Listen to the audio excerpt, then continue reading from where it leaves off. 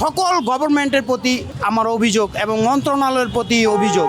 Cab কম হয়, রাস্তায় লোকজন বাইরে হয় না বৃষ্টির জন্য। রিক্সা ভাড়া অনেক বেশি চায়।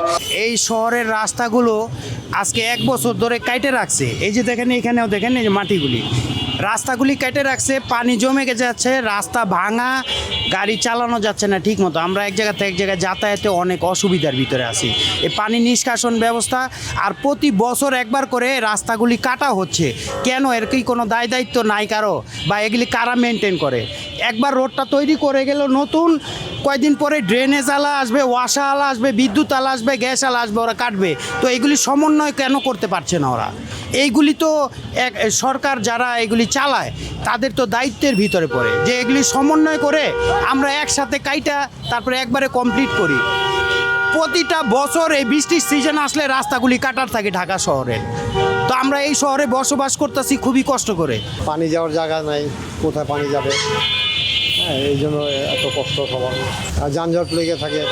তারপরে এই যে ড্রেনের কাজ এখনও শেষ হয়নি, তো এই জন্য পানি জমে থাকে, এই জন্য অনেক কষ্ট হয়। বৃষ্টিতে তো সমস্যা, নানান ধরনের সমস্যা। আপনি ক্যাব কম হয়, রাস্তায় লোকজন বাইরে হয় না বৃষ্টির জন্য। তাই অনেক সমস্যা আর কি আমাদের বৃষ্টির জন্য। কিছু করতে পারি না, কাম কম অনেক। বান্ডেল থাকলে প্রতি সেনমানিতে টাকা বাঁচবে।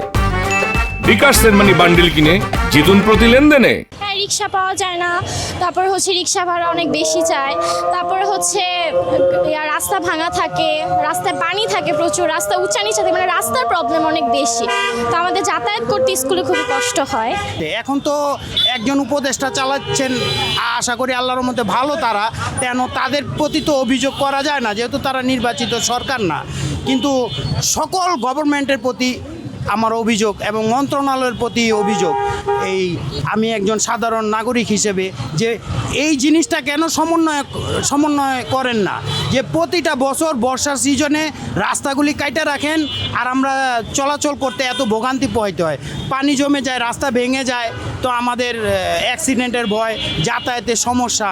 তো এই সমস্যাগুলি সমাধান করবেন, এটাই আমাদের আশা।